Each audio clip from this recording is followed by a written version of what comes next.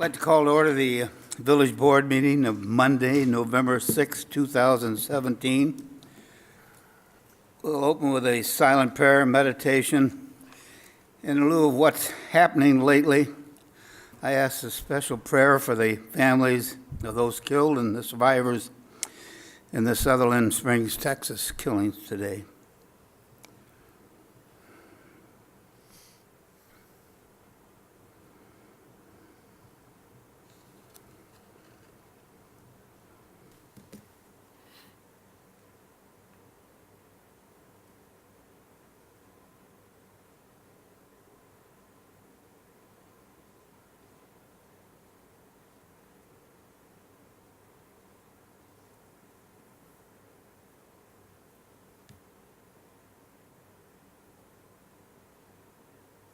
Please join me in pledge, please.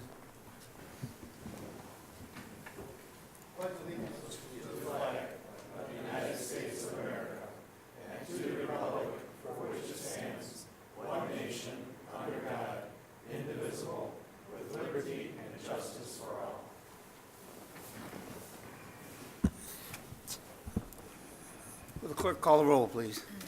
Mayor Berman? Here. Trustee Gaffino? Here. Trustee Lowry? Here. Trustee Curtis? Here. Trustee Carroll? Here. Trustee Martinez? Here. And Trustee Gately? Here. Well, our first order of business is a presentation. Bill, you want to? Sure. I'd like to welcome Jim Savio from Sikich. He is going to go over a summary of the audit of the village's financial statements as of May 31st, 2017, and other related reports. So if you have any questions, please feel free to ask along the way. Thank you, Bill. And thank you for inviting me here tonight to present the village's comprehensive annual financial report for the year ended May 31st, 2017. Thanks, Steve. Also, at this point, want to thank Steve, Bill, Mandy, and the entire staff for all their assistance throughout the entire audit process. They were able to answer all our questions, provide us with all the information that we requested. Pretty routine audit this year. No new significant accounting pronouncements to implement this year. There were two minor ones, but no major implementations like GASB 68, which related to pensions that we had to implement in FY16. What I'd like to do is just point out a few of the highlights of the comprehensive annual financial report, as well as the auditor's communication to the Board of Trustees and management, and then be happy to answer any questions that you might have. I promise I won't go through the entire comprehensive annual financial report. So I'd like to start on page 1, which is the independent auditor's report. Like I point out each year, these are the only 3 pages that we as the auditors are responsible for. Management's responsible for the rest of the comprehensive annual financial report, and those responsibilities are listed out here on page 1. Turning over to page 2, up at the very top is the opinion paragraph. And again, this year we issued an unmodified opinion, which is the highest level of assurance that we can provide to the village. A few pages after the independent auditor's report is management discussion and analysis. This was prepared by Bill and provides a great overview of the village's financial position and changes in financial position for the year. It also points out any significant changes that may have occurred throughout the year and the reasons for those changes. It also provides comparative data that you can't find elsewhere in the report.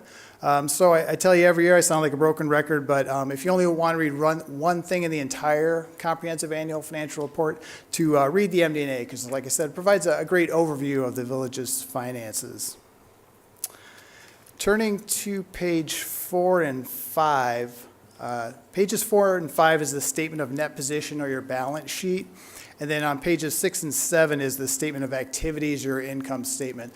These are the consolidated financial statements of the village. So they include all of the funds of the village except for the fiduciary funds. So your pension funds and then your 2 escrow funds. So all of them are combined into 2 columns: governmental activities, which are all of your governmental funds. And then the business type activities is the second column, that's your water fund.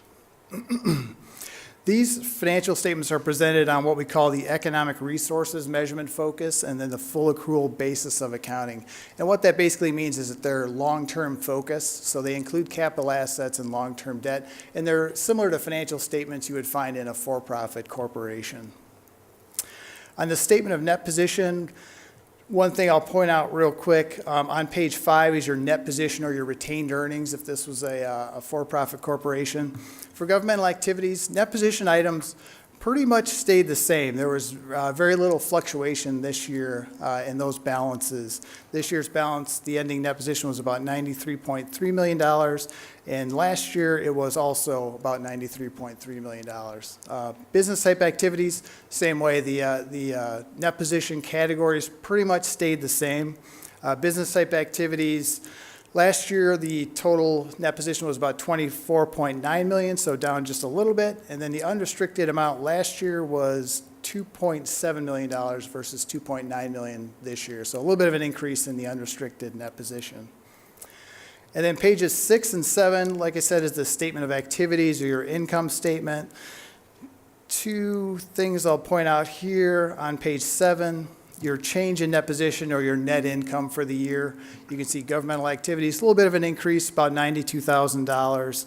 Last year, that increase was about $660,000.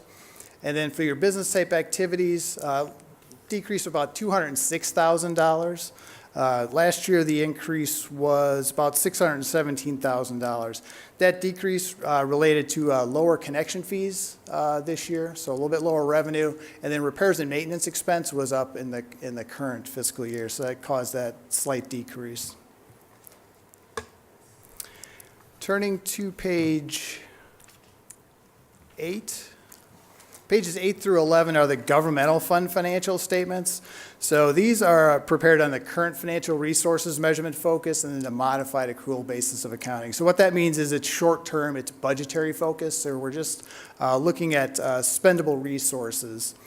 No capital assets, no long-term debt, everything is just current spendable resources.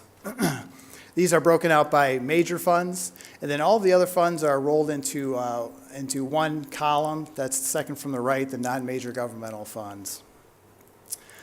On page 8, general fund is your first column. Just the only thing I want to point out here is your unassigned fund balance at the end of the year was about $6.9 million versus about $6.6 million in FY16, so a little bit of an increase. And that represents about 69% of current year expenditures and transfers out, which is in accordance with the village's fund balance reserve policy. And then on the next page, actually page 10, the statement of revenues, expenditures, and changes in fund balance or your income statement. Again, the first column is your general fund. Excess deficiency of revenues over expenditures, about 2/3 of the way down the page, about $748,000 increase this year, revenues over expenditures. Last year, that amount was about $1.3 million. And then after other financing sources and uses, which are mainly transfers in and out, the net change in fund balance is about $302,000 versus about $248,000 in FY16, so very similar results from the prior year.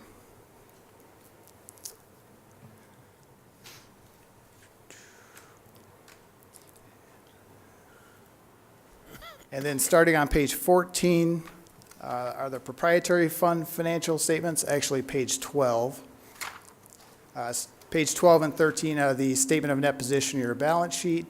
And then on page 14 starts the statement of revenues, expenses, and changes in net position or your income statement. A couple things I'll point out here, kind of already touched on, but the operating income loss, a little bit of a decrease this year, $290,000 again because of that decrease in water permit or connection fees, and then repairs and maintenance expense was up in the current fiscal year. So that's operating income. That's operating revenues less expenses, including depreciation of about $846,000, which is a non-cash transaction. And then the change in net position down at the bottom, or your net income, again, same as on the government-wide financial statements, a loss of about $206,000. And then the last thing I want to point out is some pension information and the required supplementary information. This starts on page 58.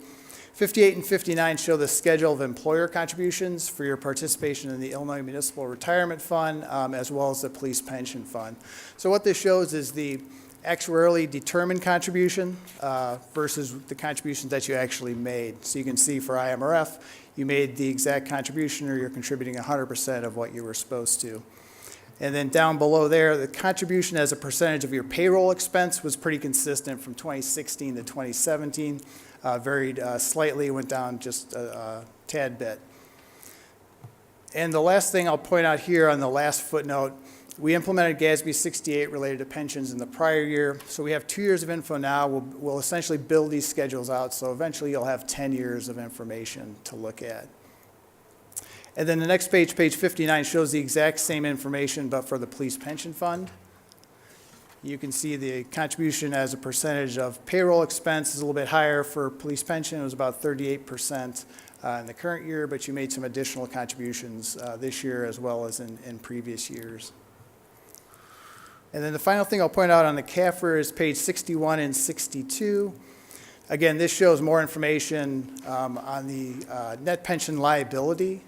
Illinois Municipal Retirement Fund, since the library also contributes to the village plan, it's considered one plan for IMRF purposes, but since there's the village and library both participate, it's considered a cost sharing. So this schedule is a little bit different from the police pension schedule you'll see on the next page. But this shows the net pension liability is the second line, and you can see that decreased slightly from 2015 to 2016. These amounts are all as of December 31st, which is IMRF's plan year end. And you can see the funded ratio down at the bottom is about 79% in 2015, increased a little bit to about 82% in 2016. And then the same information here for the Police Pension Fund, just a little more detail. Up at the top is the total pension liability. This is the liability that the actuary says that you owe for all benefits for all current and retired police officers as of May 31st. And then below that is the plan fiduciary net position, so the assets that are set aside in trust to pay for those liabilities. And then the difference between the two is the net pension liability. You can see that about 2/3 of the way down the page. You can see the net pension liability decreased about $700,000 from 2016 to 2017. And you can see the funded ratio right below that also increased about 5% to about 63% funded. That's all I have on the comprehensive annual financial report. I want to point out a few things on the auditor's communication to the members of the Board of Trustees and management. If you turn to page 2, you'll see there's a cover letter. Then there's some required communication that we have to have with those charged with governance according to auditing standards. Pretty routine communication this year. Like I said, no significant new pronouncements were implemented this year. And then right below that, typically what we communicate here are what we call audit adjusting journal entries. These are entries we found as part of the audit process. We had no audit entries this year, and we also had no what we call past adjusting journal entries. Those were entries that were deemed to be immaterial, so they weren't recorded. So again, great job by Bill and the staff to have no audit adjustments at all. It's very rare to occur, so wanted to point that out. And then we have communication of deficiencies in internal control and other comments to management starts on page 5. And again, I just want to point out here, page 5 communicates that we had no new comments this year, so no material weaknesses, no significant deficiencies, and no what we call just normal deficiencies. And we also issue a one-page management letter that you may have received that just simply states that there were no material weaknesses. And we also have issue a separate TIF compliance opinion. So I'd be happy to answer any questions on any of the reports that you might have. Any questions? No. Very good. Great. Thank you very much. Yep, thank you for your time tonight. Audience comments. I have a Keith Benkhart signed up to speak.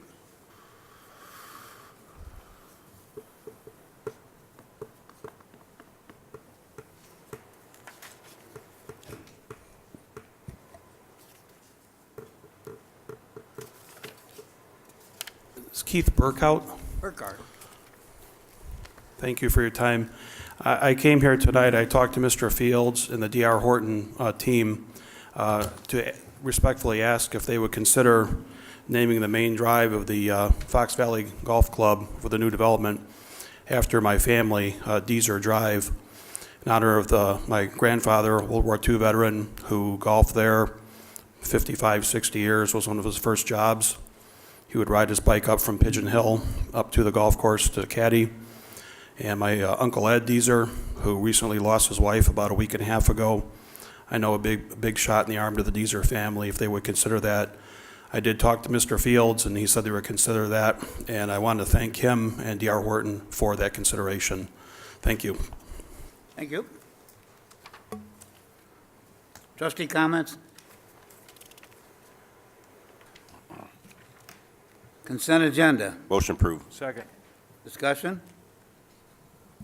Clerk, call the roll, please. Trustee Cofino? Yes. Trustee Lowry? Yes. Trustee Curtis? Yes. Trustee Carroll? Yes. Trustee Martinez? Yes. And Trustee Gately? Yes. And under new business, item number 1, Mr. Hannah. Thank you. Item number 1 is approval motion to receive, accept, and place on file the comprehensive annual financial report as of May 31st, 2017, and other related reports for the fiscal year. Motion to approve. Second. Discussion? Clerk, call the roll, please. Trustee Curtis? Yes. Trustee Lowry? Yes. Trustee Cofino? Yes. Trustee Gately? Yes. Trustee Martinez? Yes. And Trustee Carroll? Yes. And item number 2, Mr. Hannah. Thank you. Item number 2 is approval of the 2017 property tax levy estimate. This was the estimate discussed at the last committee of the whole meeting, as outlined.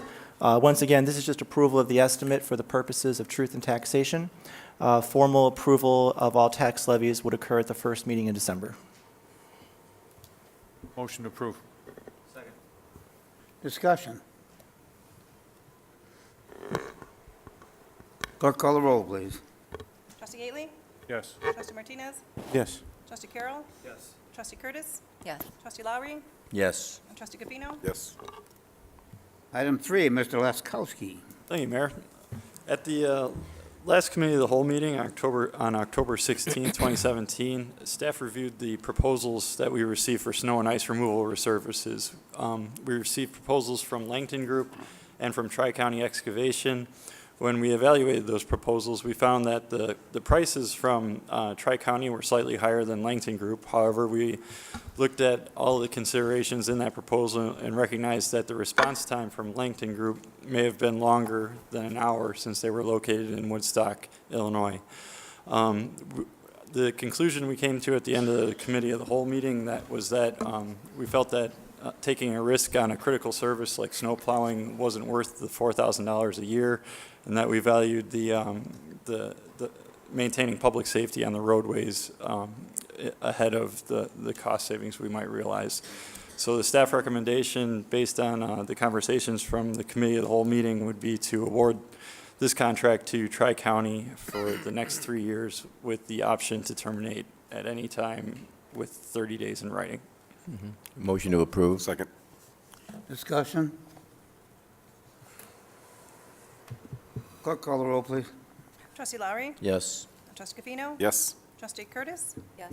Trustee Carroll? Yes. Trustee Martinez? Yes. Trustee Gately? Yes. And item number 4, John. Thank you, Mayor. I'm not trying to jinx anybody by talking about snow so much tonight, but we are out for a joint purchase program through the state for salt purchase.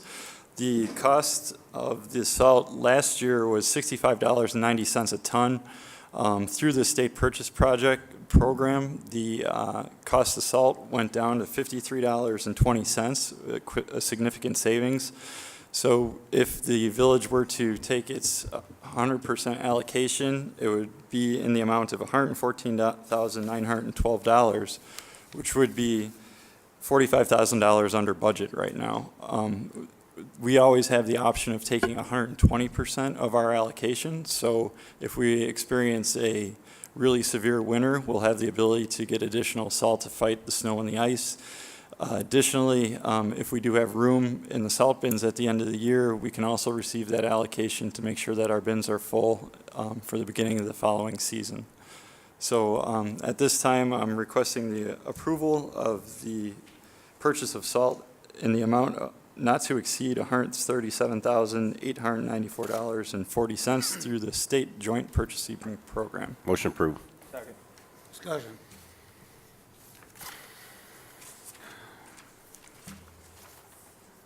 Clerk, call the roll, please. Trustee Gafino? Yes. Trustee Lowry? Yes. Trustee Curtis? Yes. Trustee Carroll? Yes. Trustee Martinez? Yes. And Trustee Gately? Yes. Item number 5, John. Thank you, Mayor.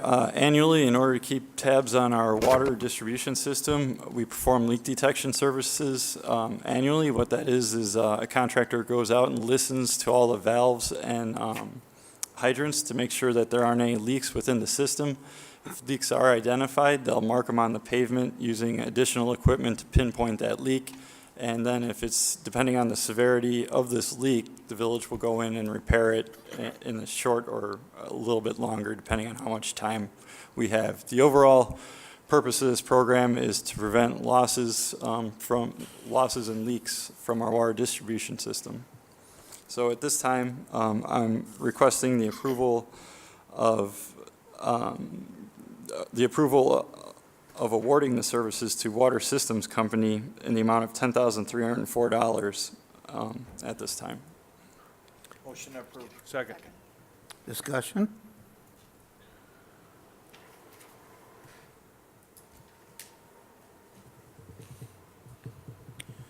Would the clerk call the roll, please? Trustee Carroll? Yes. Trustee Martinez? Yes. Trustee Gately? Yes. Trustee Curtis? Yes. Trustee Lowry? Yes. And Trustee Gafino? Yes. Yeah, I did have a comment on that last. This past week in the Tribune, there was a big article on Lake Michigan water and the percentage of it that is being lost due to leaks in quite a few of the communities. Talking about up to 30–40% of their water is being lost in leaks. Wow. Obviously, we're on top of things by going this route, so very good. Okay, item number 6, John. If you recall earlier in the summer, we painted our water tower out by the auto mall. At that time, all the telecommunications equipment was brought down to the ground.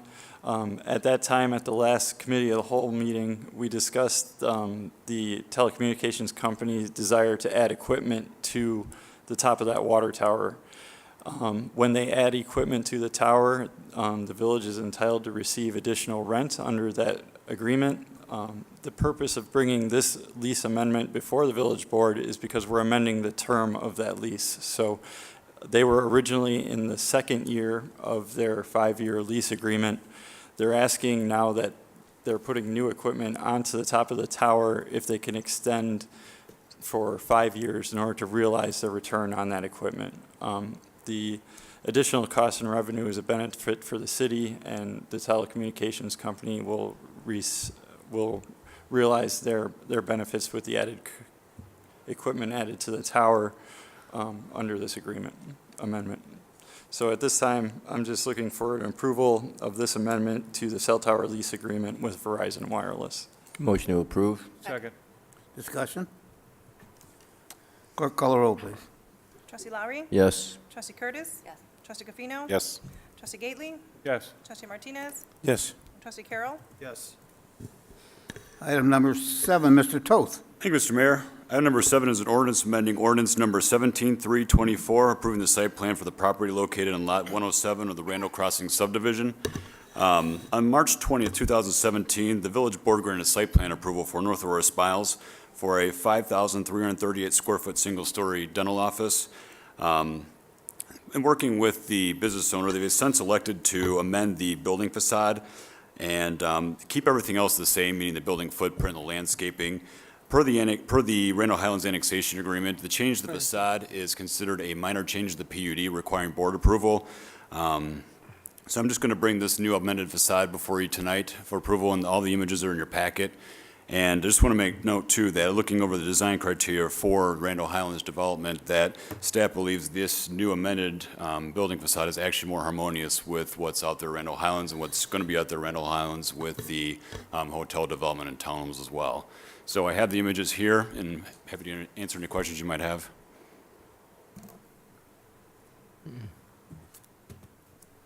Need a motion to approve, or were we? Correct, yes, it is an ordinance. I'll make a motion to approve. Second. Discussion? Clerk call the roll, please. Trustee Gately? Yes. Trustee Martinez? Yes. Trustee Carroll? Yes. Trustee Curtis? Yes. Trustee Lowry? Yes. Trustee Gafino? Yes. All right, item number 8. Mike? Thank you, Mr. Mayor. Item number 8 is an ordinance approving the amended contract for the acquisition of the vacant land located along the east side of vacated Marvo Street to 437 feet south of John Street, and the contract for acquisition of the property. In July of 2007, the board approved the acquisition of the vacant land, which I had just described. We've been working with the property seller to kind of hash out some issues in the contract to appease both parties. The issue being is that there's a small area that goes into our into the area of purchase. The seller would like to retain a portion of that land, which can be shown here. Second. The seller would like to retain the piece of land here, which is shown this area right here on the plat of survey for parking for the business. When they first decided to agreed to sell the property, they did not know that that was a portion of it. But when we got the plat of survey back, that edge of pavement was included in the purchase area. We were able to work internally with engineering and public works to determine that we can still put a parking lot adjacent to that area, which would be located to the east of that pavement area. And what we would do is basically grant an easement to the seller for future use of that area for parking, so that we could stripe the area and they could use it for business parking. The village, under the contract, would remove there is a above-ground storage tank pit here we would remove. We would replace it with asphalt, move the fence around the area so they could retain that for parking, and then we would just develop around it. So this has been reviewed by the seller, Prestige Plumbing, and the village attorney. Here to answer any questions you might have. Motion to approve? Second. Discussion? Clerk call the roll, please. Trustee Lowry? Yes. Trustee Gafino? Yes. Trustee Curtis? Yes. Trustee Carroll? Yes. Trustee Martinez? Yes. And Trustee Gately? Yes. Okay, item number 9. Thank you, Mr. Mayor. Item number 9 is an item that would designate the village as a Purple Heart community. We were recently approached by Jim Davison, a local resident and veteran, on behalf of the Military Order of the Purple Heart. He's part of a movement where they're going to municipalities and asking that they become Purple Heart communities, which would be a way to show the support for the nation's men and women who served in the armed forces who are either wounded or killed in battle. Before you tonight is a resolution that would designate us a Purple Heart community, and we also have a plaque that we would have at Village Hall. If the village approves this, the plan would be to put Purple Heart community signs throughout the community to let people know when they enter town that we support the veterans who served our country and were wounded and killed in action. Motion to approve? Second. Discussion? I will read the resolution before we vote on it, all right? It's a resolution proclaiming the Village of North Aurora as a Purple Heart community. Whereas the Village of North Aurora, Illinois, has a great admiration and utmost gratitude for all the men and women who have served or are selfishly serving our country in the armed forces of the United States.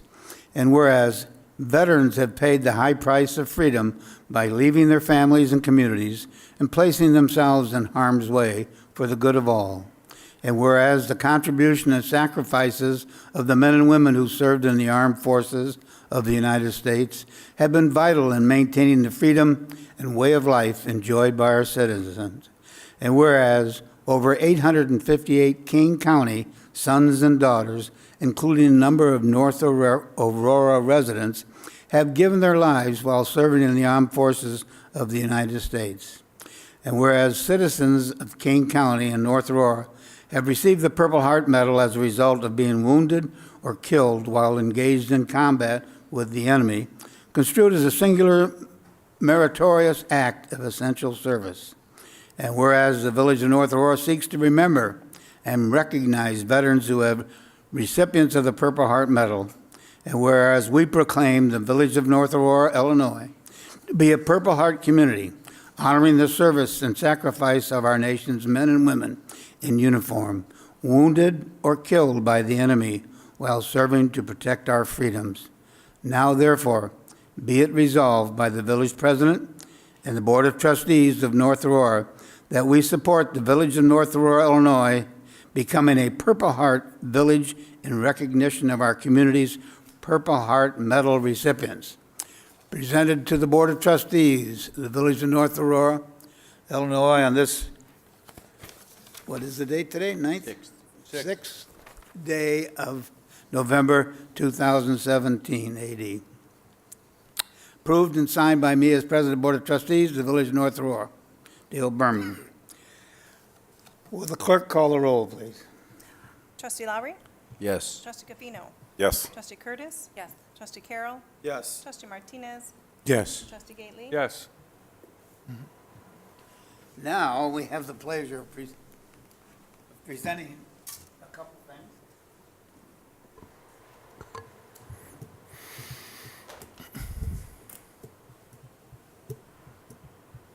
Mr. Davidson, do you have anything you'd like to say? Well, I went in the military, ordered the Purple Heart, I'm a Purple Heart recipient.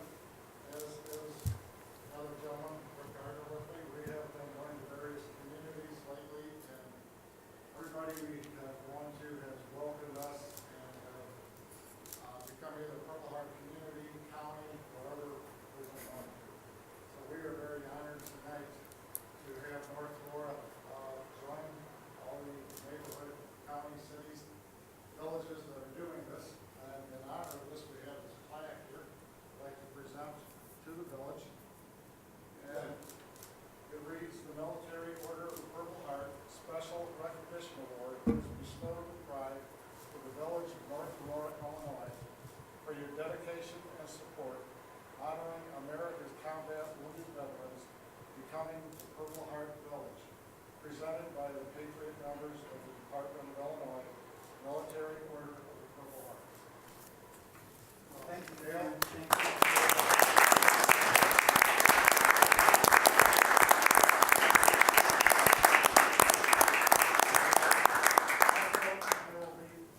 Okay, go ahead. But we thank you very much for bringing this to our attention and making it so that we can share this with everyone in the community. I think the other thing is that we do have something that we'd like to put up in the village, and Mr. Patterson have agreed to have this attached to the sign that recognizes their son for this, giving of his life to this country. So Okay. appreciate your offer to have this on that sign. I think you can be very proud of it. We'll be very proud of it also. So, thank you very much.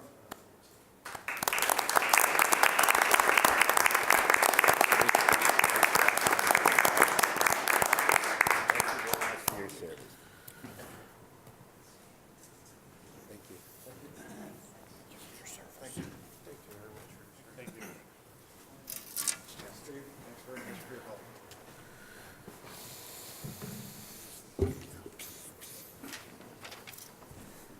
Okay, item number 10, Mr. Bosco. Thank you, Mr. Mayor. Item number 10 is the approval of an ordinance approving the acquisition of improved land located at 24 Monroe Street in the Village of North Aurora. As the board may recall, this is the property that is immediately to the north of the fire barn.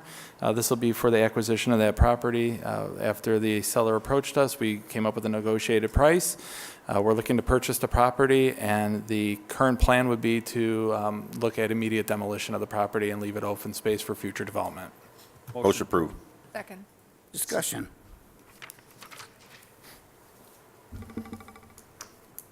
Clerk, call the roll, please. Trustee Gafino? Yes. Trustee Lowry? Yes. Trustee Curtis? Yes. Trustee Carroll? Yes. Trustee Martinez? Yes. And Trustee Gately? Yes. Very good. I have no old business, and nothing to report as village president. Committee reports.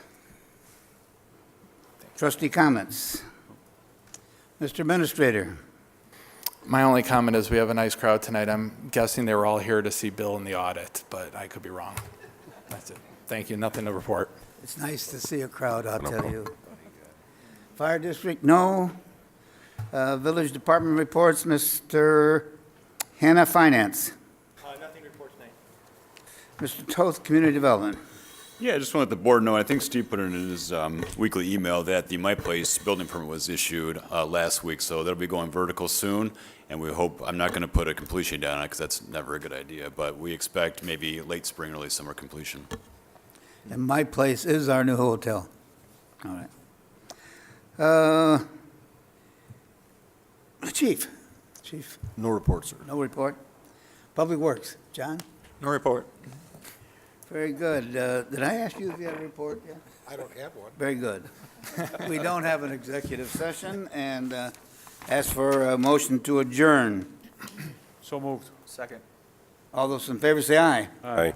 Opposed? So be it. Our committee of the whole meeting will start shortly.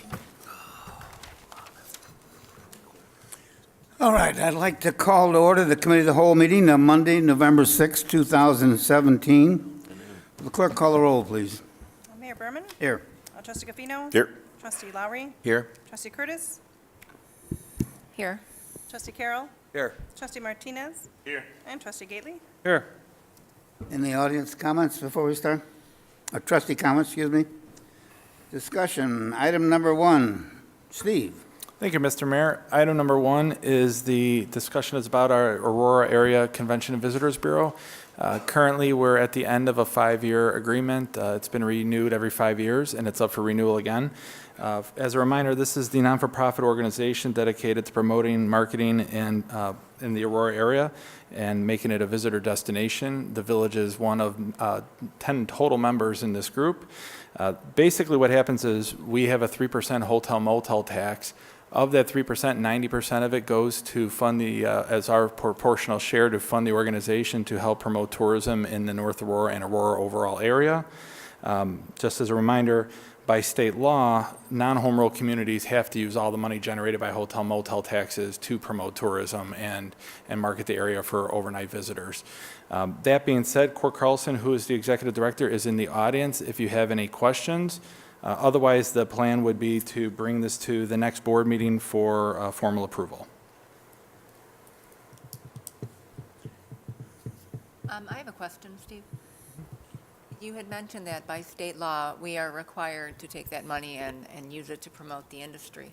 Well, instead of giving it to an organization or promoting an industry, I mean, how is that compatible with private businesses marketing their own businesses? I'd almost rather see us not charge a hotel tax, which would give us a competitive advantage, and let each private enterprise, rely on their own marketing efforts.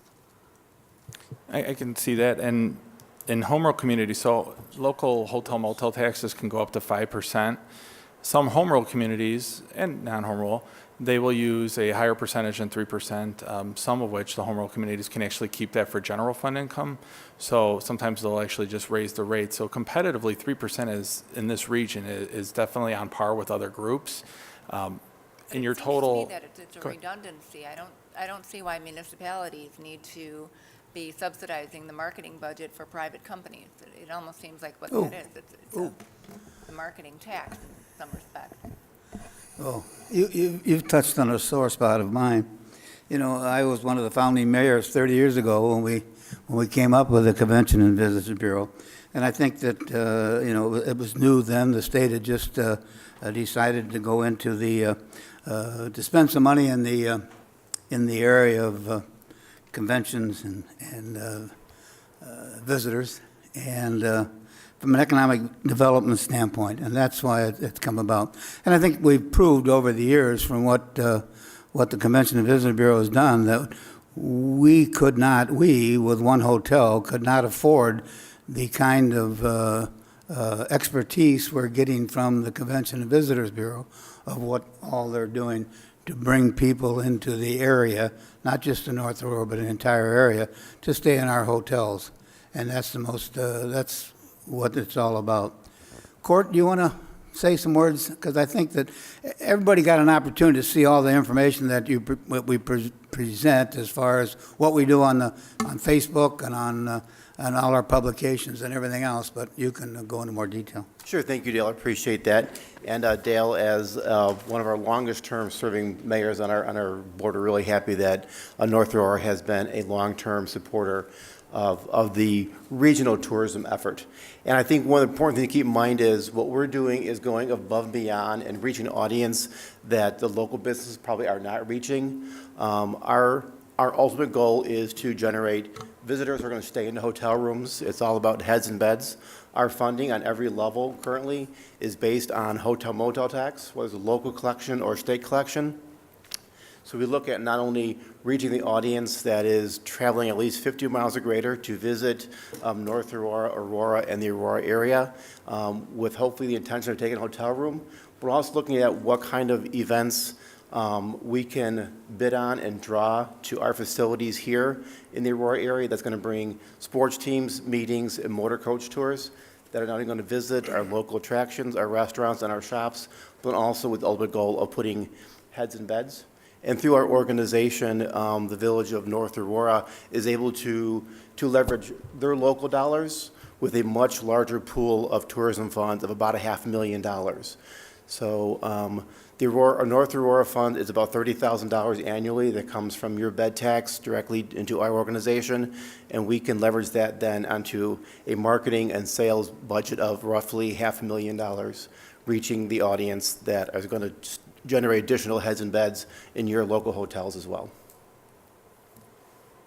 I think, obviously people are looking for things to do and reasons to come to the area, and that's why people are going to the River Edge Park for the entertainment there, from the Paramount Theater for the entertainment there. I was amazed at the number of hits that we have on our Facebook for our two fantastic restaurants in North Aurora, which, fine, it's not most likely not bringing anyone to hotels, but it's certainly bringing people into the community. So I think it's very important that we stay in this and from the economic development for our community, not just the amount of tax that comes in from it that we give to the Convention and Visitors Bureau. Any other comments? No, well, I'm with you. We need to keep it. All right. Thank you very much, Corey. Thank you. Okay, item number 2. John. Thank you, Mayor. One of the goals in the strategic plan is community vitality, and one of the projects associated with that goal is the renovation of the silo that's over by Harner's property. So today I'm going to give you a little bit of an update on where we are on that project and where we feel the future steps are going to be related to the proposed improvements there. Back in July, staff developed a request for qualifications and distributed it out to a number of different companies that we felt would be qualified to develop a design for that park and for the silo. We received 16 responses at that time, and staff then assembled a team of evaluators to review all these statements of qualifications that we had. So we picked 3 staff members and a member of NORDA as well as a member of the Park District, knowing that this project was going to be a collaborative effort. The results of our evaluation narrowed the pool of 16 down to 4. We decided that we would submit requests for proposals to those 4 firms, and if they were interested, they could respond with their proposal. Again, we evaluated those proposals. Included in that proposal was an interview process in which staff ended up evaluating all 4 of those companies. We narrowed it down to 1 company recently, and with that, we are nearing the final step of the process of selecting a consulting engineer or a consulting firm. And so that right now we're discussing the scope of the project. So working with M&M, Muller & Muller, who is the selected the recommended consulting firm at this time, Staff has been working to develop a potential scope for that project. And right now, what we see as that scope is kind of the development of an overall concept plan that would be able to be implemented in phases. So depending on how much money we may be able to budget over the next few years, we would have a plan that would be available to be implemented with the appropriate amount of funds. So what we know so far is that we're going to have a structural analysis performed on that silo just to understand the structural integrity of it and what options will be available. So if we find it to be in poor condition, it may limit the ability to put certain features on it or in it. If it's in great condition, it may open up the options we have with that structure. Additionally, as part of the first phase, we're going to be looking at options to illuminate the silo, as well as create a gathering space on the site below it.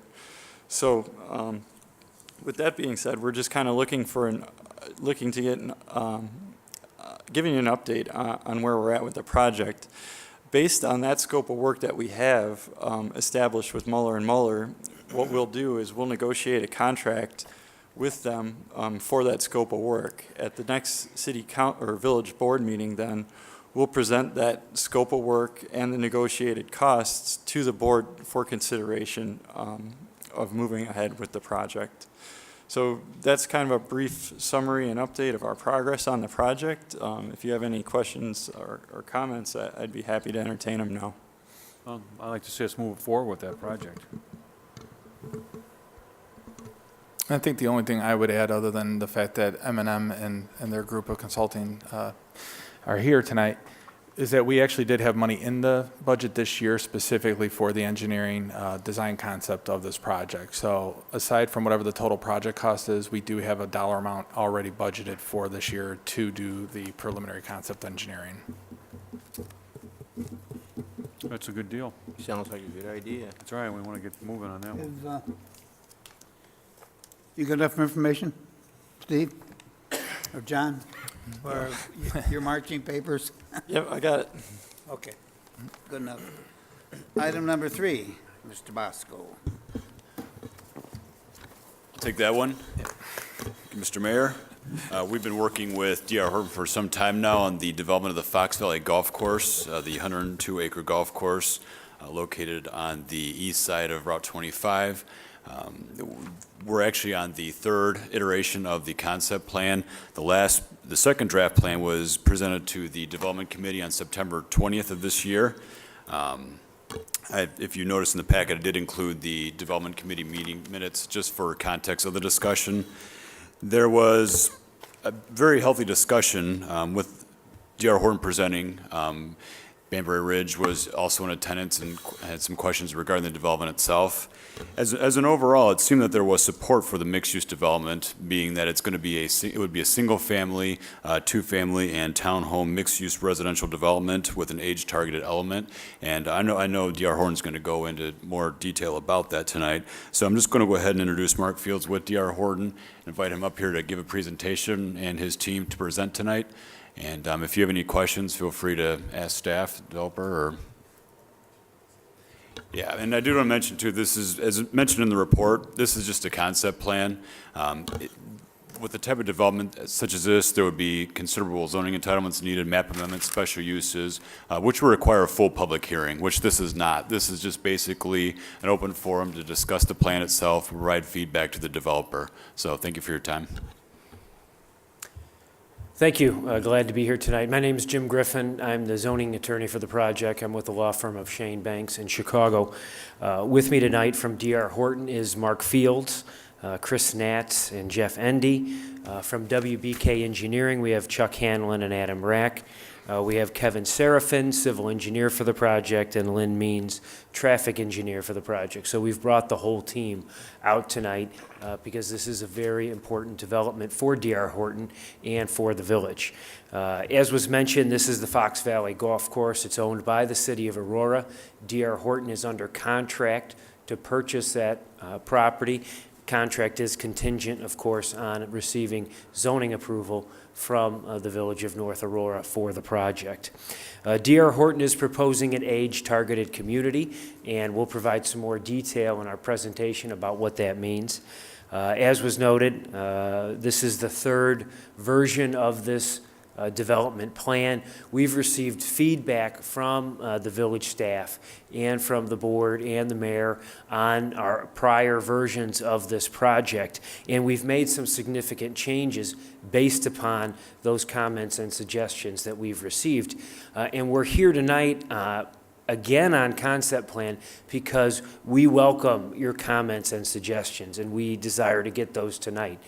Rather than moving to a preliminary PUD as we could have, we wanted to come back once again for a final concept plan meeting with you all in this informal proceeding so we can get your feedback. So please don't hesitate to provide any comments or suggestions tonight. That's the entire reason that we're here.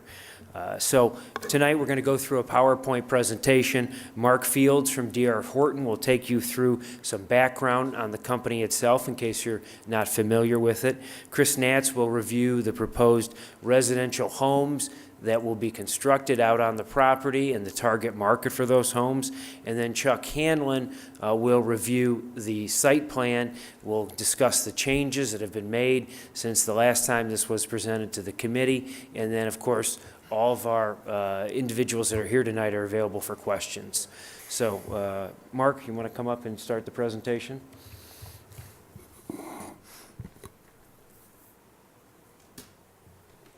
Good evening. It's good to be back in front of many of you again. My name is Mark Fields. I'm with D.R. Horton. We're located in Vernon Hills, Illinois. Just some opening comments.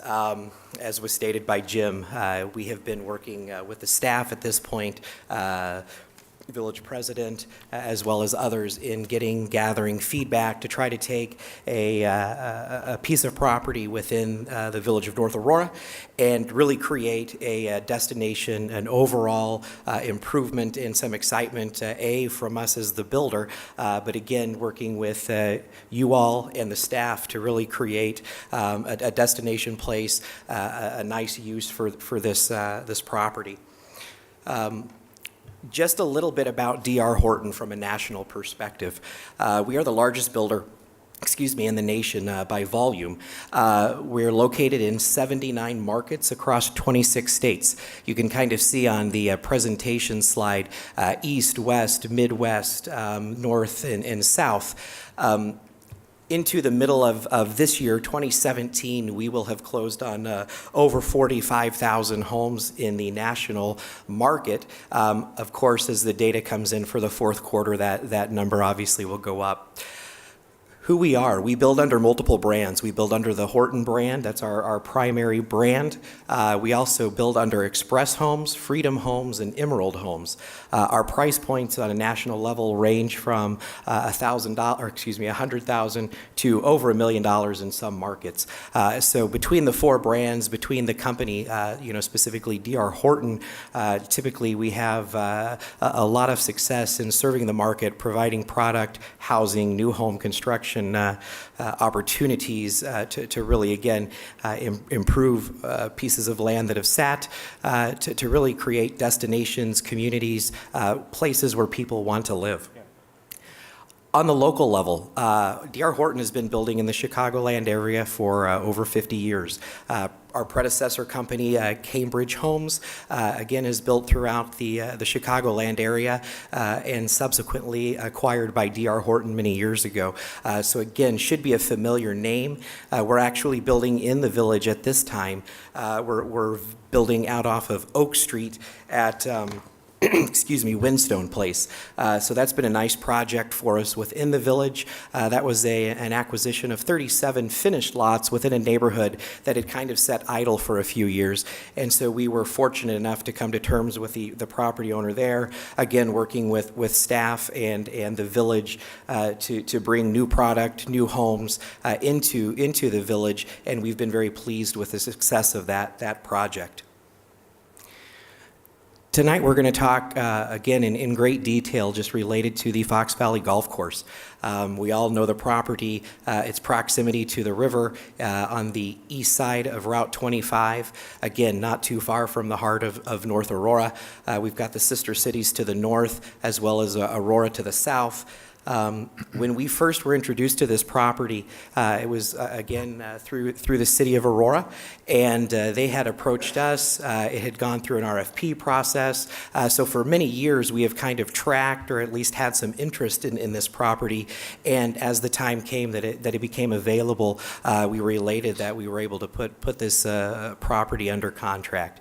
We do believe that it's a place that we can really create a destination and a nice use for this piece. It's got a lot of great characteristics, as you all are aware, and hopefully as we work through the presentation this evening, I hope you will recognize some of the thought, the process, the concern that we've taken, not only from suggestion through staff, through the village president and others, to really try to evolve our initial thoughts and create a plan, not only that can be supported, but also provide some excitement to you in the village, as well as to existing and future residents.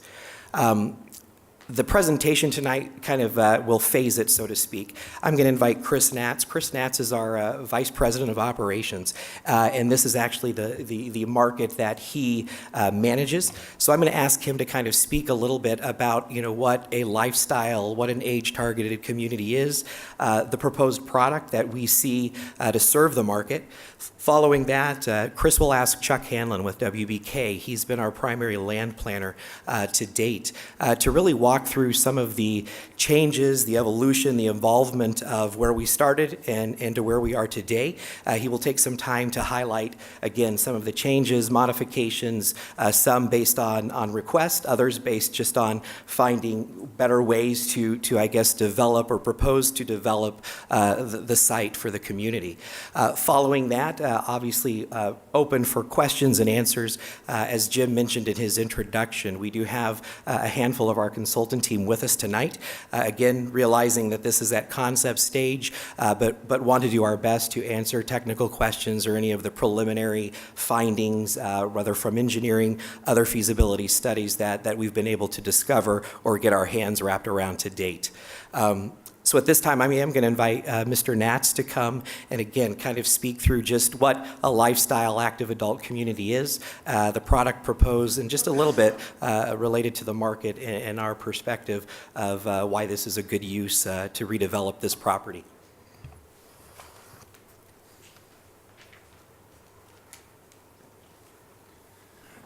Good evening. As Mark indicated, it's a pleasure to be before you again this evening.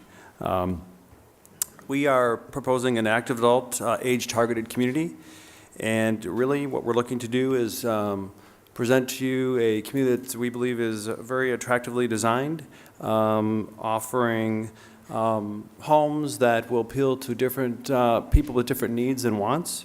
And we believe that that only is possible to have a community like this be successful within a community like the Village of North Aurora, which also offers natural attractions, cultural attractions, shopping, conveniences, restaurants, etc. And the village offers this and more. The community will include a clubhouse, will include open spaces, some ponds and active and passive parks. All these things are conducive to a very attractive lifestyle for the people that we know will be very interested in living in this community. The types of homes we'll be offering are single-family homes, duplexes or paired villas, and ranch-style townhomes as well. I'll proceed here and tell you a little bit more about each one. These are the single-family homes. Looking at square footage, as you can see, ranging from the mid-1600s to over 2,000 square feet. You have varying roof lines and gables and a lot of movement within the elevations. You'll see that we're very interested in creating ranch styles with variation, porches, like as I mentioned, the roof lines, different accents, etc. We'll focus a lot of attention on the colors and the textures in the homes to make sure that we create a very attractive streetscape. If you look closely at the renderings, you can see different types of siding used. There'll be shake, there'll be accent siding, windows in the doors, etc. Again, all to create a a varied and architectural appealing streetscape. All ranch designs, as we've indicated. Next slide is the duplexes or paired villas. The paired villas, again, similar to the single-family homes, are going to appeal to a buyer who perhaps wants a little less maintenance. Just to speak to the maintenance component, one of the most attractive components of this community is for homeowners to live in a community where we like to say no snow, no mow, right? You can leave the lawnmower at your previous residence and be able to enjoy the lifestyle that the community is going to offer. So the duplexes obviously will appeal to buyers who want a little less maintenance and also a value proposition that the duplexes offer that can't be found in the single family. Again, dormers, oversized windows, windows in the garages, trim, and other accents to create interesting exteriors. And finally, the townhomes, the ranch townhomes. This is a wonderful offering that we're excited to make a part of the community because it offers buyers the ability to have more of a complete maintenance opportunity whereby it's not just the ability to have somebody else, shovel the snow and mow the lawn, but also the exterior maintenance. So this is really attractive to people who perhaps are like to be on extended travel, et cetera, and they can leave and know that the homes are well maintained by the HOA, but yet they still have the ability to have a generously sized homes. You'll see the square footages are projected to range from in the 1,600 to mid 1,800 square foot range, but again, giving them the flexibility of the sort of the more complete maintenance option.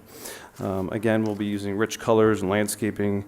And accents to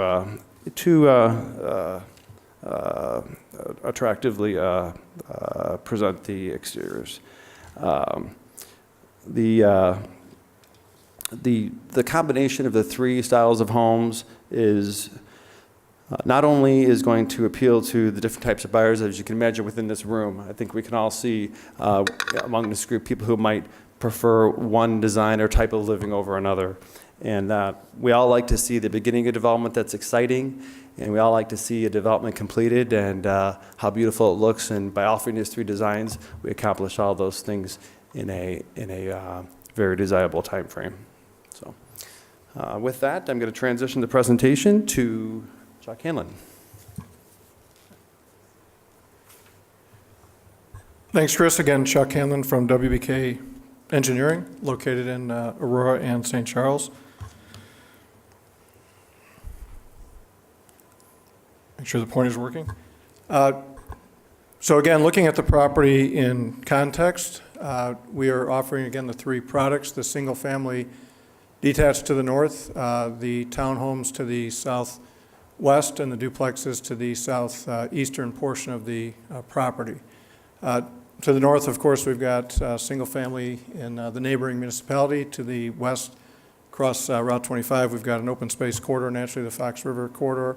To the south, we have existing multifamily townhomes in that location, or attached single-family in reality, but they're townhomes.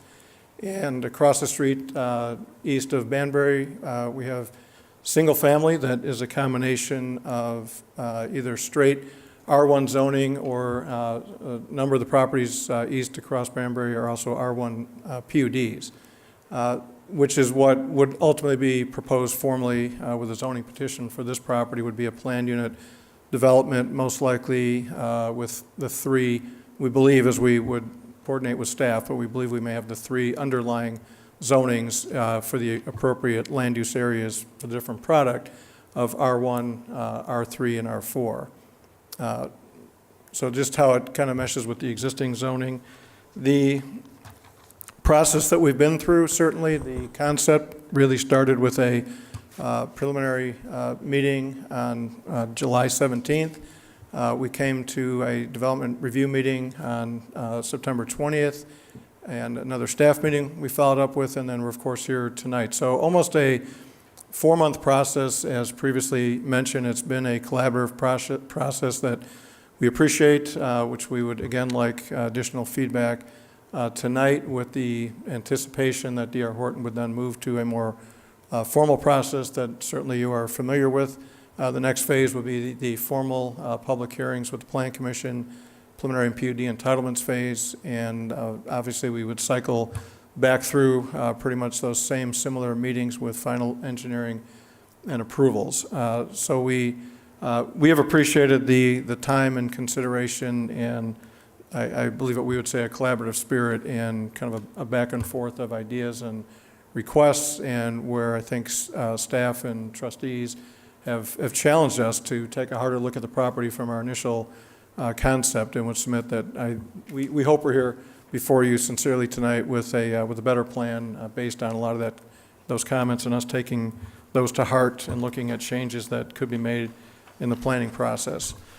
So the current plan, as it is proposed before you, is on the board right now. There had been some comments that some previous plans had been a little nicer than our first plan. We certainly took that to heart as we went back to the drawing board to reassess how the site could be laid out. I think one of the primary comments I would like to mention that we heard more than once was where is the open space? Is there a central core or theme to this site? And now we've got a 7-acre park that is centered almost in the center of the property. You see a blue stormwater basin that's in that area. That's an existing depressional area. It's not an existing pond. It is an existing drainage way through the site, one of the more prominent drainage ways through the site, that is taking upland water from the east side of Banbury, through a culvert underneath Banbury Road, that then moves through the site. We've pretty much preserved entirely that drainage corridor, maybe with just some minor adjustments with the geometry, and we're now preserving that depressional area and would augment that into more of a level of some stormwater management, and look to get some actual water into that location from an aesthetic standpoint, but also from a stormwater management standpoint, and then continue that drainage to another couple of ponds that were actually artificially fed by a pump, water being pumped up from the Fox River. If you hadn't known that previously, we're keeping those basins actually wet, so they're not exactly natural ponds in any way, but they were artificially fed from an aesthetic standpoint. Those are being preserved, and then new stormwater management areas along the Route 25 corridor, as you can see on the plan.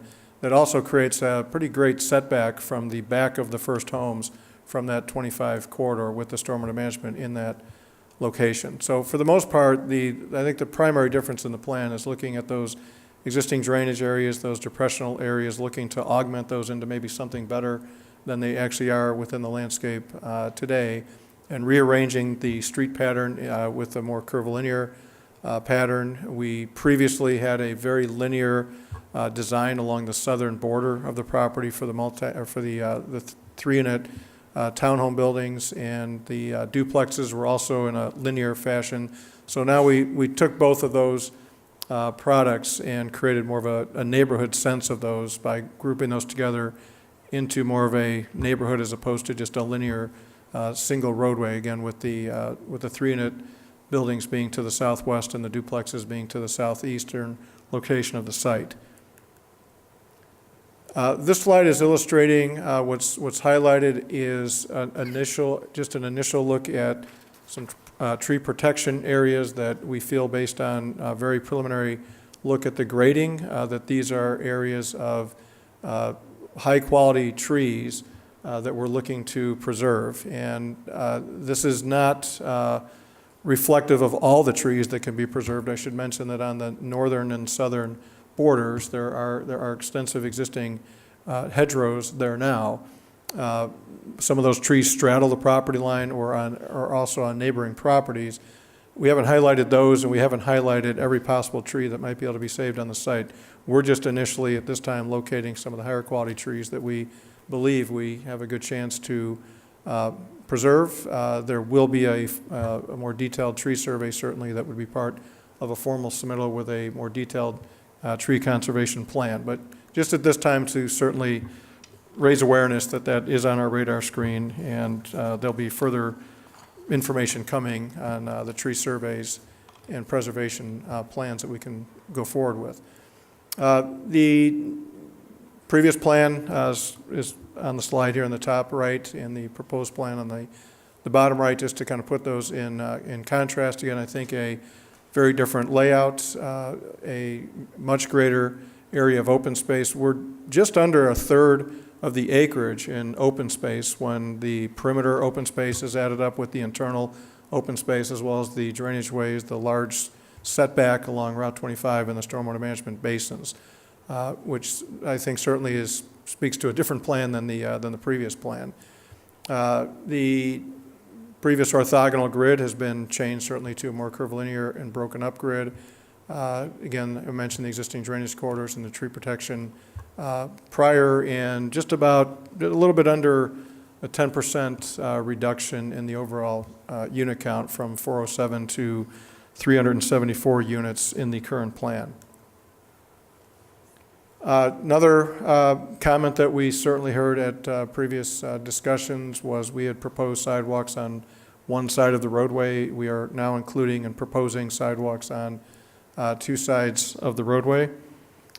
And just to add on to that, just highlighting in this slide, a trail system that would allow you to kind of get off the streets, get off the sidewalks, and get through walking into the open space, making several different loops through the property. And I should also mention that within that 7-acre park, there is a community center that would be built, something on the order of a 4,000 or 5,000 square foot community building that would also have exterior amenities for recreational purposes, would be the focal point of that building. Coming in from Route 25 as you move up that hill, that building is located on purpose to be kind of an architectural termination of the view that building will be right in your view as you come up that first roadway, which I think will very much set the community off in a positive way and make that community center a focal point of the neighborhood. Just to run through just a few of the numbers, the number of single-family detached lots is at 149. There's 126 duplex lots and 99 townhome lots in the 3-unit structures, which is a total of 374 units. Again, a reduction of almost 10% from the previous plan that you saw. The concept plan includes other details about lot sizes, setbacks, a little bit more of the nitty-gritty type details, which certainly would be more of the subject of a detailed conversation presentation as we go forward into public hearings and work with the Plan Commission as well. I won't take the time right now to read through every aspect of this, but I think staff wanted this to be included even at the early concept stage, just to start to understand what the sort of the grid of the entitlements would look like for the various different products, some of the variations that would be requested and required to implement a plan unit mixed use, mixed product development as being proposed. And in summary, again, we would appreciate your comments. We are looking to hear any additional comments you have. As was mentioned previously, that is the reason that we are here tonight, to take in those comments as we consider moving forward into the formal process. And with that, I think anyone on our team that makes sense to answer a particular question will certainly be happy to do that. Can you explain private roadway easement, where that's located? Sure. Since I can't really use the pointer here, let's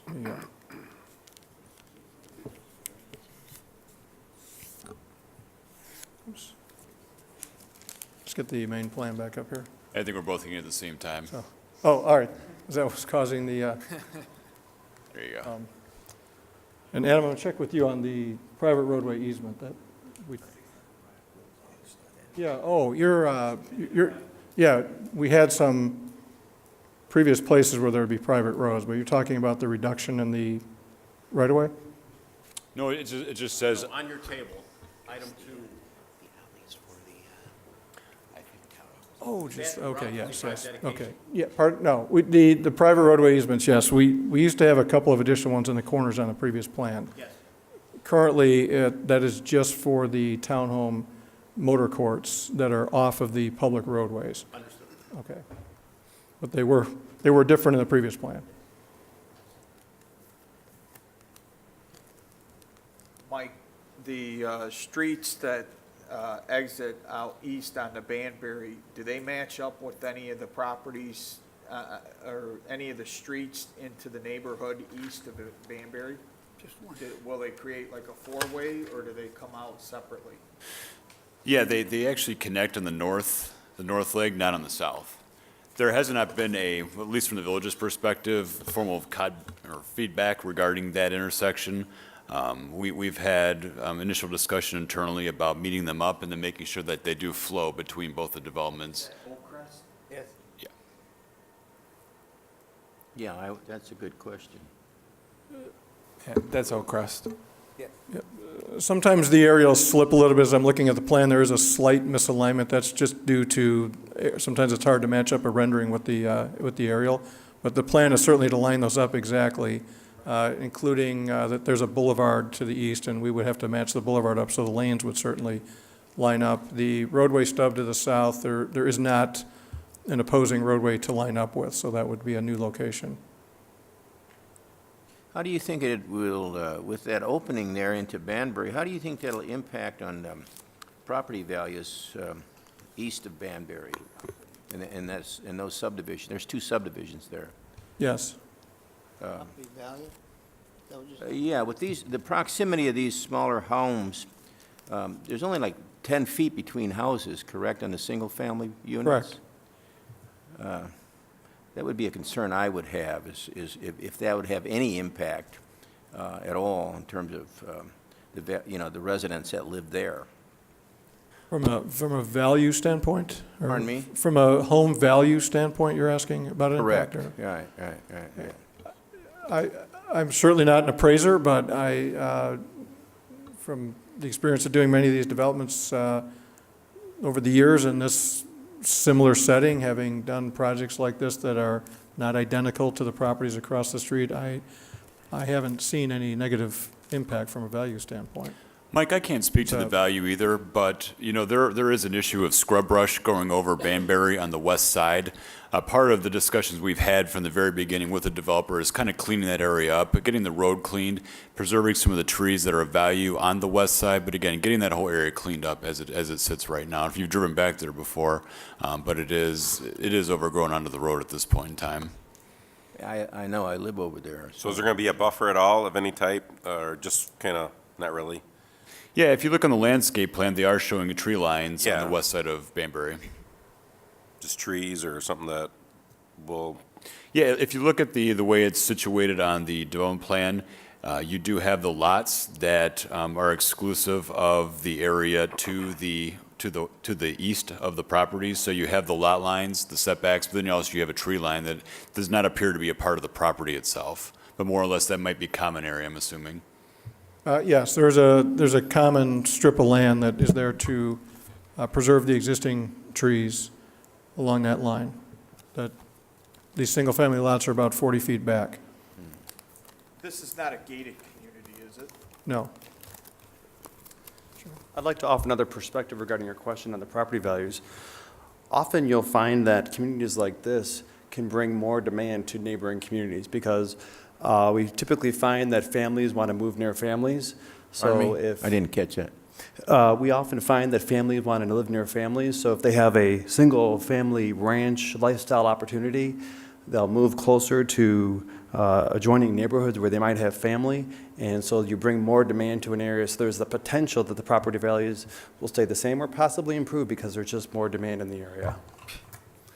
There's never any guarantee, but that's what we find in communities where we actually propose a mix of both ranches and two-story homes. So. With all the variety of homes that you have, I mean, I think it brings a very nice, what would be the word? It brings a nice balance.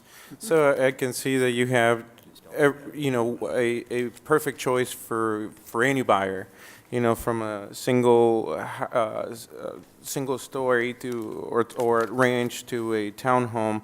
I really like that.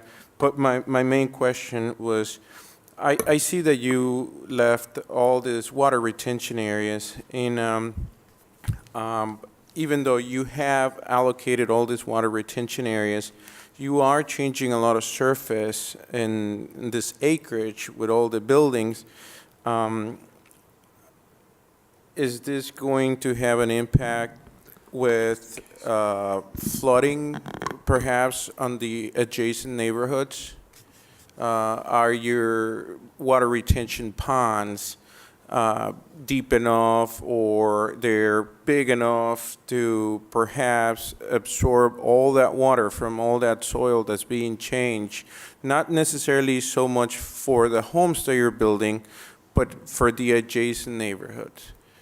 I'm Kevin Serafin with Semcon Engineering. We're doing a study right now of all the neighboring neighborhoods, and we've been working closely with the village engineer on getting a better understanding of how the existing drainage works, and we're going to make sure, meeting both the local ordinances and the county ordinances, to make sure that we are not worsening conditions downstream and taking all those issues into account. Yeah, because by being so close to the river, obviously you can't predict, how high or how low that river is going to flow, right? Sure. But, sure. my concern is, I had a property, they built this athletic center next to it, and now my property is a swamp. So I want to make sure that whatever you guys put in here is going to have a positive impact on the neighborhood surrounding it. Absolutely. Your concerns are understood. When is that study available, or when is it going to be completed? We're currently working on it, and we'll work through the process, through the preliminary engineering process. We're still at concept phase, so there's still changes going to the original plan. And as we get through to preliminary engineering, we'll have a full report available. So it's possible that this proposal could change based on those if you have to put in an extra couple retention ponds or something like that, you would do it? I believe we're far enough along that I don't necessarily think that the size of the overall detention is going to change, but we may change configuration depending on the outcome of this meeting and other refinements made throughout the process. Well, I would like to just say that I thank you for listening to the concerns that we had on the board. I'm happy to see that we'll have sidewalks on both sides, more green space. The one thing that still concerns me, however, is the density. I still think, having a variance on the lot size that is such a drastic variance, it doesn't add uniformity to the neighborhood concept with the rest of the village. So that's my only concern at this point. I'm happy with the tree preservation, the two sidewalks, but I just think that's too many houses and too small of a space. Aesthetically, I think it's going to look a little cramped.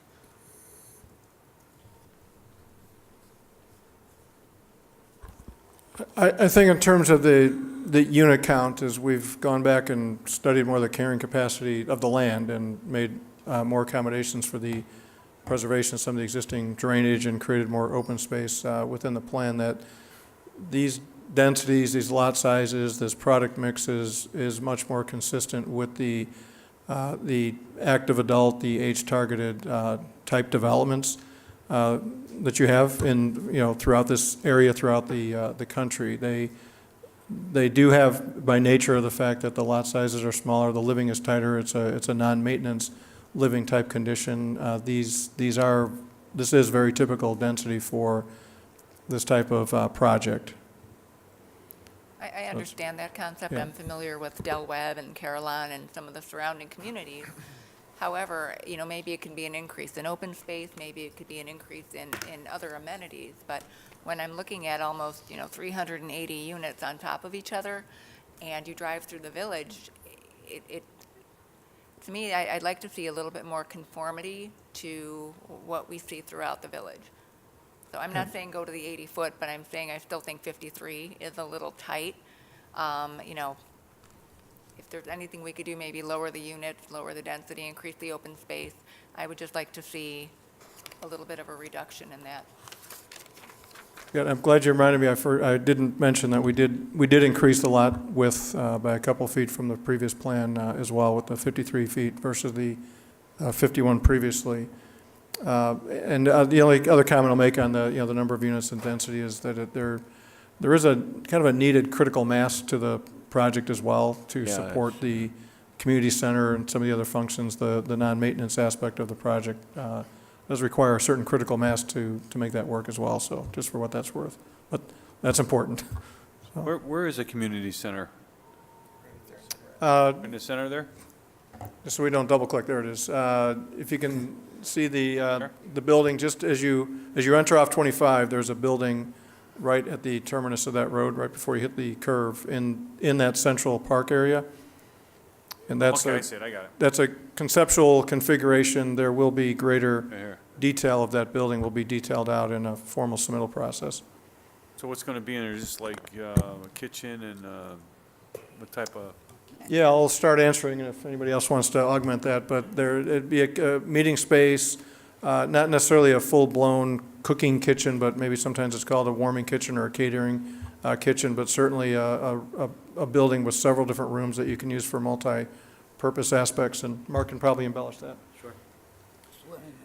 Yeah, what we're seeing in this type of proposed development and active adult lifestyle, and we're kind of developing what I would say that script of how that community center clubhouse looks like. Would expect, an office area, kind of a living gathering space, the ability to provide, some warming and kitchen services. There's a little bit of a balance in what we can do versus what might be required by code and or other things within that building. I would anticipate a fitness type of workout area. Again, I think as we've studied competitors, other options within the market, we're still trying to dial in exactly what that end use would be. But it would be multifunction, the ability to host family gatherings, holiday events, as well as typical what I'm going to call planned activities, for the community. It's not something that's typically staffed full-time. It doesn't have like a project manager on site, but it definitely has the ability to be multifunctional, some outdoor space use, the potential of a pool, bocce ball, some other outside, active amenities combined with an interior plan layout that would provide, a multiple use scenario. I guess I'm kind of interested in what Trustee Curtis mentioned about the density. Did you say that you're at critical mass now, or there's no other room for widening those spaces? I think as between the individual single-family homes. Sure, I think it's definitely a balance. When we have looked at the site and looking towards where we thought needing to be hovering what I would say around 400 units to really make the community function again from a maintenance perspective, from again all of the what I'm going to call financial obligations that go with this type of community. So as we have looked at ways to reduce density and take, almost a 10% drop. Yes, I mean, there is a balance of making sure that the financials work to satisfy the city of Aurora as the seller, as well as, cover development expenses. We also have to just be very cautious too, to know that we're meeting the market. I don't have the ability to create, a lifestyle, but I do have the ability to take and really mirror and or enhance what the market has proven to be successful. And so as we've looked at lot widths, as we've looked at depths, are there areas where we might be able to have a little bit more preservation or increase some open space? I think we can look at that. And I think some of our preliminary engineering as we move forward in impact will modify some of those density assumptions. If I'm looking at a plan, that's hovering around 374 units, And am I have the ability to go down to 350 or 340? No, I just wouldn't be able to accommodate that. But I do see as we would look at preliminary engineering, that will have an impact, right? It'll have an impact on where drainage ditches shift, pipe sizing, locations of sanitary sewer, and that in effect will impact, I think, the overall or the final application if we were encouraged or supported to move forward. But no, I would not anticipate a significant shift from approximately where we are to date from where we started. Well, I like the idea of the dual sidewalks, the tree preservation, and also the 33 unit reduction. I like the idea of moving the water more central, and I really like the activity center. It's a much improved plan from the last one that I saw. Thank you. You can thank your staff too, and then your staff village and president. They working were together very involved in the process. I mean, it's been And a good working I do know relationship. that there's a market for the products that you're selling, or otherwise wouldn't be here tonight, so I know that they'll probably move quickly, just like everything else does in our town. And we're a business-friendly board. I like it. I like what the changes and what you're trying to do here, so. It's got nice harmony. One of the other things that we wanted to, and this was, I think, a focused effort, we looked at the ability to really try to increase, what I'm going to refer to as like an average sales price as we would get into construction. Part of that is obviously to recognize we've got a resale market in North Aurora, and when you bring new construction, new home pricing, into that segment, just naturally we will see, right, what I'm going to say, again, are we going to see a 10% shift in a resale average sales price? No, but what we do see is the more expensive new home offering typically helps maintain and sustain residential resale within a similar market. But the other thing I wanted to comment on, by looking for more open space, by looking for more areas to look at some tree protection, what it's really done is opened up what I'm going to say some premium types of lot opportunities. As you look at the plan and really dive into some of the details, there's very few single-family duplex lots that don't back up to open space or have some clear private per se areas behind them. Again, with the intent of hoping that will encourage future buyers to spend a little bit more for that type of living, to again continue to try to lift sales pricing on the new home side, obviously for us as a builder developer, but also within North Aurora to help maintain and sustain those average resale pricing that are continue to improve. Well, I've liked what you've done so far. You came a long way from, the sketch before there with the straight lines and whatnot. Density is always an issue, but we understand that to make it work, you have to have so many lots. I like how you moved the water kind of to the center area there. I think there's some, show some creativity, and you listen to us, and we appreciate that as well. I want to add on what Trustee Martinez said. I mean, it's an issue, concern about as this develops and all of a sudden the subdivision to the east, has water issues. So, I mean, that's really something that, would be near to me as well. The other issue is pulling out on Route 25, and I know I brought this up the last meeting, and I think our engineer, Jim, Route 25 entrance there and exiting, no issues, or? Well, there'll be some studies done and with that, or it'd be turn lanes and? Yeah, we'll have to, the traffic study will take a hard look at the length of the turn bay and the geometric improvements, Mark, but. No stoplight is planned there? No. Oh, no. Okay. No, the ADT on Route 25 is, as we know, is pretty moderate in this stretch. It's just a little over 6,000. The traffic report will take a hard look, but the gaps that we'll see should not be an issue. It's also a distinct positive that the age-targeted community, you've got dispersed traffic throughout the day. It's not all at 7 to 8 a.m. in the morning, which is a huge positive.